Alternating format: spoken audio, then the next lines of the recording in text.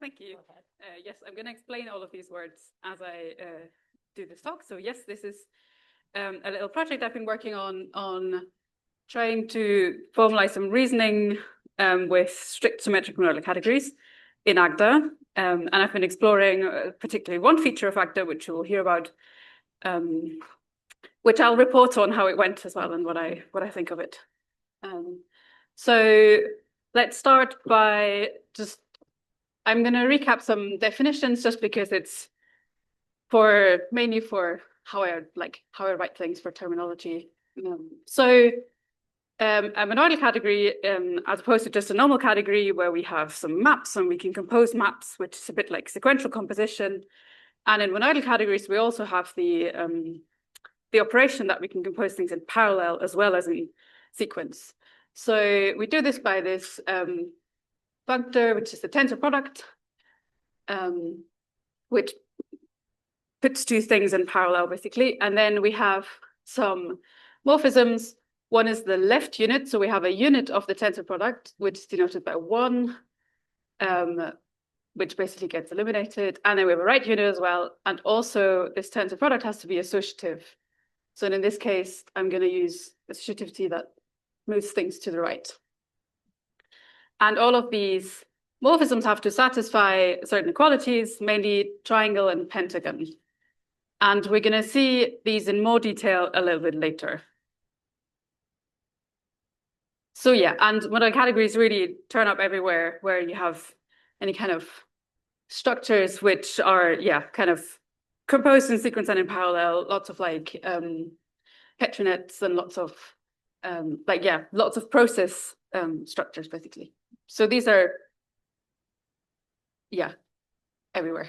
Okay, so and then in addition to just a monoidal category, we can add more information. For example, symmetry. So a symmetric monoidal category, which means we have yet another morphism that maps an A tensor B to a B tensor A. So it swaps them around. And it's symmetric if we have that, if we swap things around twice, it's just the identity morphism. And also a hexagon, which you're going to see shortly. So in pictures, we can draw morphisms of monoidal categories very easily. The double swap looks like this, right? So I can basically just pull these apart and have two wires next to each other. And the hexagon, I'm not drawing, but I'm giving you the type signatures here, or the commuting diagram. So basically the idea is that I take the A on the very left and I want to swap it all the way to the end. And I can either do this by first swapping it with B and then with the C, or I can do this by swapping it. So here I'm first associating to the right. So when I write no brackets, I mean it's associated to the right. And then I do one single swap operation with the A and the BC. So drag the A in one step across. And then these two things are supposed to be the same.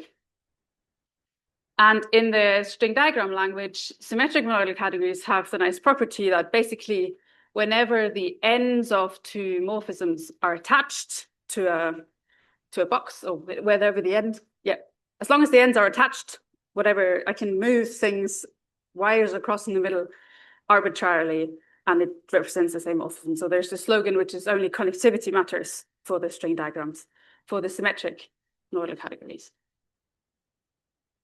Okay, so let's have kind of a little category in Agda.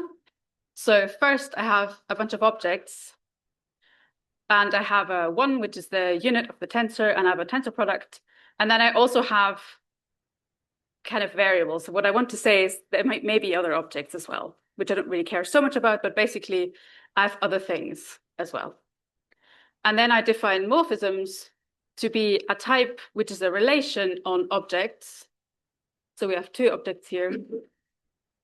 And they can have the following form. So firstly, we have for each object an identity morphism that goes between A and A. I can compose them in sequence. So if I have A to B and a B to C, I get an A to C. And also I can form their tensor product of the morphisms. Yes. Exactly. And then I also, in this particular instance, I want that all my morphisms are invertible. So I also have a symmetry operation for the morphism. So watch out, this is not the symmetry for the tensor product, but this is actually inverting. It should be the direction of morphisms. And then also, because we're in a symmetric monoidal category, I have a swap. So this is now the symmetry of tensor. Okay, so far so good. And then to express things like this equality, these are both composites of morphisms. So somehow I need to express what it means for two morphisms to be the same.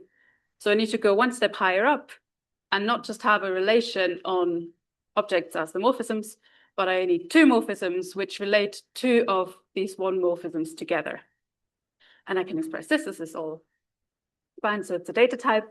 And again, I have an identity two morphisms, which means that if I have the same morphism twice, then it's the same thing to itself. I have a symmetry. So this is now the symmetry of these two morphisms, that if they hold in one direction, they also hold in the other direction. And this is also a transitive relation. And then I've omitted a few constructors where I basically can lift this, so basically lift the composition and tensor product into these morphisms. So I can then reason about compositions and tensor products of my one morphisms. Okay, so far so good. So for example, what we can express now with this two morphisms is that the tensor product is functorial. So if we have a tensor of two identities, then it's the identity of the tensor product on objects. And also we have this, which is the same thing, but with composition, so that tensor product factors through composition. And in the string diagram, it looks like this, where I have two things in parallel and another two things in parallel, and then I put them in, I tensor them together. I have two things in sequence and a sequence in parallel. Notice that this is, we'll see this later, it's quite important, but this is the same diagram for both sides of the equation here. Okay, so that's cool. But so we've had associativity and, oh, did we? Right, okay, fine. What I promised you earlier is that for the tensor product, there's two things that have to hold, triangle and pentagon. So let's look at these, because now we can also express these with this two morphism and what it means for these to commute. So triangle and pentagon basically say that the units and also associativity is well defined in a way. So here, what we have is a tensor 1 tensor B, and that's the same as just saying A tensor B, because one is the unit. And I can either do this by using the unit law on A, or I can reassociate and then use it on B. And I express this in Agda by this kind of fat arrow two morphism like this, where this is sequential composition. Okay, so that's fine. And then the pentagon looks like this, where I have, the goal is I have something that's associated to the left as possible, and I want something that's associated to the right as possible, and then there's various orders in which I can do this in, and these are the same, which I can express in Agda with this. I have to add lots of these implicit arguments, but that's okay. Okay, so now if I want to say that my morphisms, that my associativity condition from the very beginning, right, also holds on morphisms, I have to do some fixing up. So if we start from a tensor product of morphisms F, G, and H, and we want to show that it's the same as F, G, and H bracketed the other way, so associated to the right, then these don't have the same types because all of these are relations on objects, right? So this, on the left-hand side, this thing would have type A tensor B tensor C, and this thing on the other side, is that the right thing? Okay, my types don't really make sense here, do they? So basically the problem is, if I want to express this, I first have to use my associativity on the objects to fix up this equation. Otherwise, so this is a homogeneous relation. It expects a thing of the same types on the left and the right-hand side of the arrow. So I have to do some fixing up of types here. So I first have to call associativity on the objects, then have this right associated thing, and then reverse this associativity on the objects, which is a bit annoying. But then I can express it. And the same with the unit laws as well. So kind of I always have to fix up the objects before and after. So the types, I basically have to do an explicit like type coercion so that this type checks. But also this makes sense in the theory. So if we're in a weak monoidal category, we might have this associativity and these units might actually contain important content. So I can't just ignore them. So it's in a weak setting, I do have to write it like this, which is fine. And then I just have to commit to adding all of these fixing up everywhere. But we're not always in a weak setting. Very often we're interested in a strict symmetric monoidal category.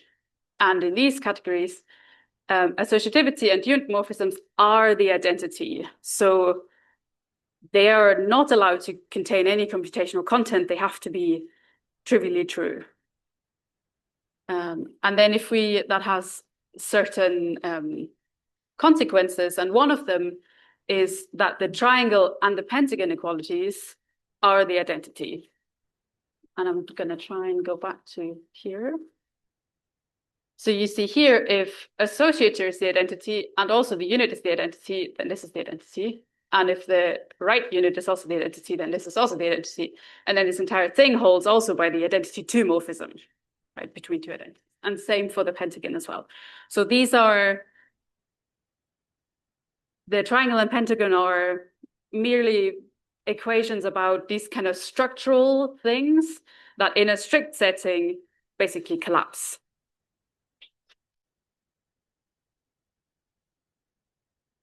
Okay, and this is exactly the case in string diagrams, right? So string diagrams, these strictness property is trivially satisfied. So if we have these two expressions, they both look like the same diagram. So we're implicitly assuming that there's no computational content in this equation, but they have to both look like this.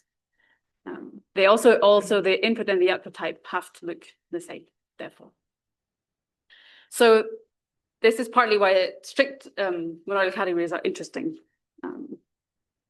And yes, so string diagrams basically depict equivalence classes of morphisms, right? Because we're assuming these to be identities immediately.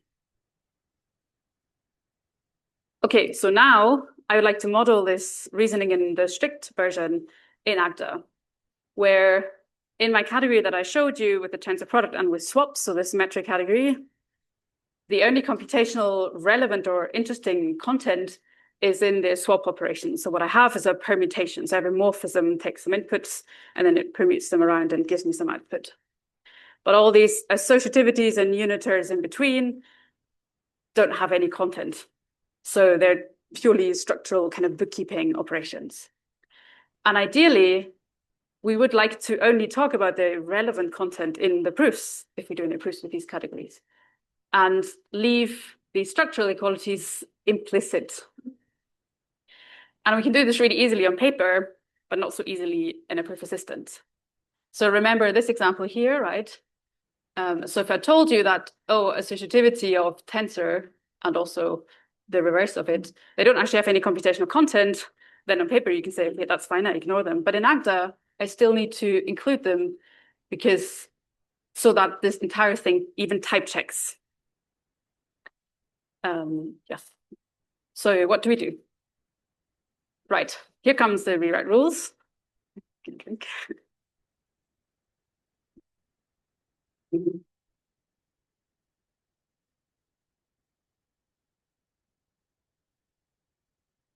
This is a feature of Agda that's been, I think, mainly explored by Jesper, which is that in my Agda program, I can, in addition to function definitions, I can force other instances of equalities. That could be either a propositional equality, but it could also be any other relation. I can force these things to hold definitionally in the theory. So I can add more things to the type checker, basically. And the way it works, so let's go take a step back and look at just natural numbers or friends. So we have the type of natural numbers and also plus, and crucially, plus is defined on the first argument.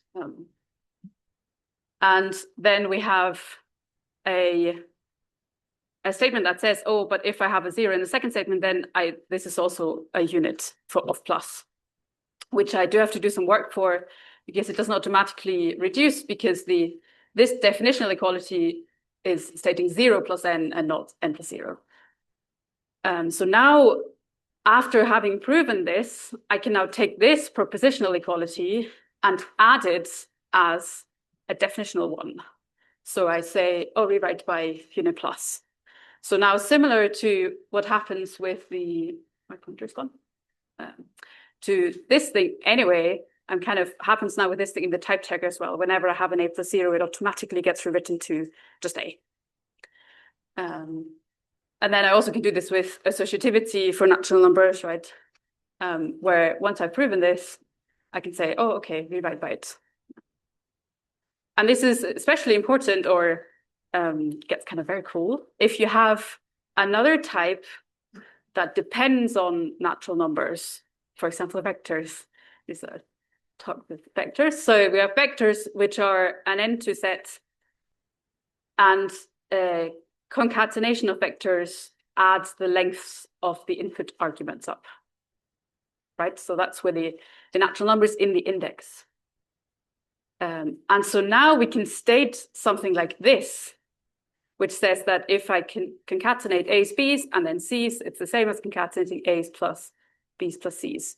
And this only type checks because if we hadn't declared associativity of natural numbers as a rewrite rule, as a definitional equality, this wouldn't type check, right? Because on this side, we'd have a vec k plus l plus n. And so these types are not the same. But with the rewrite rules, they're not the same. Yes?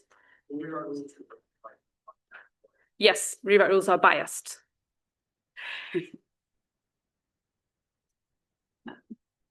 So that's very cool and kind of powerful. So here in this example, I've used so then technically I could now, and that's kind of the scary part a little bit, I could now rewrite it by this as well, right? This is a propositional equality. I can use that as a rewrite rule. What happens then? So in addition to using propositional equality for declaring rewrite rules, I can use relations that I've declared myself to be rewrite rules. I can kind of declare which type I want to use rewrite rules for, and then any term of that type I can rewrite by.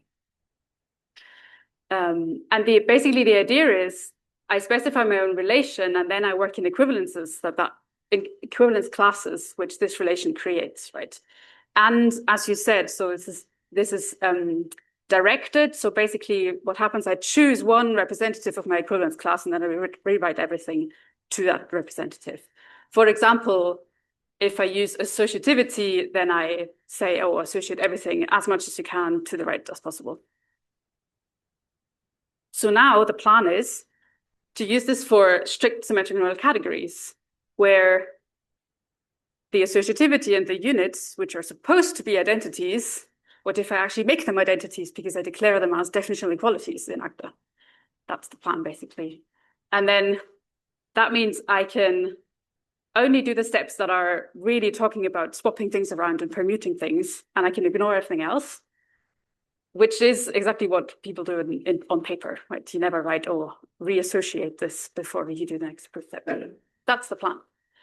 So let's do this. So firstly, let's do this for the equations on objects for these associativity and unit morphisms. First of all, this one, right? Rewrite by this. So then we now have a theory in which we really express that, yeah, this is the same picture on the left and right. It's all the same. And then same for the units. So one is the kind of empty region, right, which is the unit for tensor. And I will write by those two as well, which is nice. So far, so good. So now I can write this associator between morphisms without having to fix up the types on both sides, and it just type checks, and it's just wonderful. So that expresses this fact that this is just the same diagram, whether I'm on the left or on the right. And okay, these two also now type check, right? So we've seen the examples where we had to explicitly add in the equations on the objects, but here we don't have to do that anymore. Okay, and now it gets a bit more crazy because I will now add these three things also as rewrite rules. Yeah, so this is where it becomes a bit interesting because these only type check because of other rewrite rules, and then now I'm making them also into definitional equalities. Okay, even stronger. So remember that the definition of strict symmetric monoidal category was saying that, oh, the associativity is actually the identity. So what I can now express this exactly as is written on the page. I can say, oh, my associativity morphism is the identity, which now also only type checks because of the rewrite rules, because otherwise associativity would have, as the domain type, the domain and codomain type are different, right? But for the identity, they're always the same. But by rewrite rules, they're kind of matching up. And same with the unitaries and these ones. So now I can actually express this property in Agda. And immediately turn these into rewrite equations, right? The problem with when you reason with these monoidal categories is that you have so many of these structural rules that don't really add to the what your morphism is actually describing. So that's, I think, why this is an interesting application where you have quite a lot of these. And then additionally, I mean, why not? We can also rewrite by other structural equations. So, for example, by functoriality. So this one, okay, we can rewrite by, fine. Okay, let's see that slide. So I have quite a bunch of rewrite rules now. Yes. Position being associated with. Yes, I also have associativity of composition and yeah, I think it's composition mainly. Well, there will be more later. Okay, so now we've had this theorem earlier that a triangle in a strict setting is literally the identity. And now I can express this in Agda, which is quite cool. So I can literally say, oh, okay, this is the triangle. I've written it in a weak form here, but then I can say, oh, it's just the identity, two morphism. And this does express in string diagrams, right, that if I have a bit of space in the middle and then I put the things a bit closer together, it's literally the same thing. And then the same for the pentagon. So because triangle and pentagon only involve associators and unitars, everything collapses. And now I can mirror this in the formalization as well. Yeah, here as well. I mean, in the picture, you don't care how these are associated. Okay, crucially though, remember the hexagon, which includes some of these sigmas, which is the swap operation. And because it does include swaps, and swaps is the actual interesting part of our permutation category, right? This does not collapse, of course, right? You cannot. But that's good because this is actually has some valid content. Okay, so what to use this for? So I started doing this when I was looking into rig categories in the setting of a foundation for semantics of quantum computation. And these categories contain two monoidal structures, namely a times and a one, and a plus and a zero, and also distributive laws. So you basically have all these things for both monoidal categories, and then you have lots of coherence conditions about the interaction between the two. So there's quite a lot of equations. And yeah, you could, I mean, that's what I did in this project, is you just add all of the, so you add all of the monoidal category coherence conditions or isomorphisms to your rewrite system, and also some of the distributive stuff. Okay, so I have an example. We go a little bit more high level, maybe. So now we're in a rig category with two monoidal structures in which we can implement the type of Booleans as 1 + 1. So basically like a choice, like a coproduct. You have a false branch and a true branch. And then you can implement not, like negation, by just swapping on the plus these two things around. So I'm mapping the false branch to the true branch and the true to the false branch. Okay, and then I have a much more, so actually this example is from this paper where the authors do a big example in the weak setting. And basically I'm going to show you the weak setting and then I'm showing you the proof in the strict setting and showing you that it's a bit shorter. So we have a very much involved version of not here, where I'm kind of adding another, so this is a unit for times, and then I'm doing some kind of moving around. But basically what this is also is just doing a not because it maps the false to the true and the true to the false. But the trick is that it's a much more involved term here. And then the proof that these two are the same is the goal of this game. And don't look at this too much. I didn't really want to go into the details of the implementation here, but basically there's a bunch of steps that you have to do. You have to use some stuff about swapping, and you have to use a unit for adding a new thing and removing. But it doesn't matter so much. But what I wanted to show you, and this is now just a screenshot from this paper, which is also differently syntax highlighted, but this is the thing in the weak setting, where you have to, so you can see some associators here, and another associator, and basically you always do one relevant step, and then you kind of match up where you want to apply your next relevant step. And so in the strict setting, you'd quite like to avoid all of these little intermediate steps. And with the rewrite rules, you can do that. Your alternative is, of course, that you just keep it as this is and just work in a strict setting as well.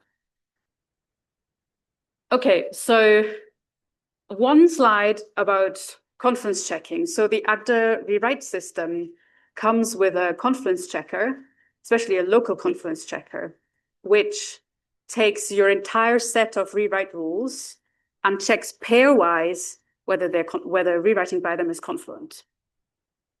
And that's generally a really nice feature to use. But remember that I've used a rewrite rule, the associator and objects, to define a different statement, which was the associativity on morphisms. And then I rewrote by that as well. So I'm kind of relying on some rewrite rules for other rewrite rules to even type check. And the type checker can deal with this because the type checker knows the order of rules, how I'm applying them in.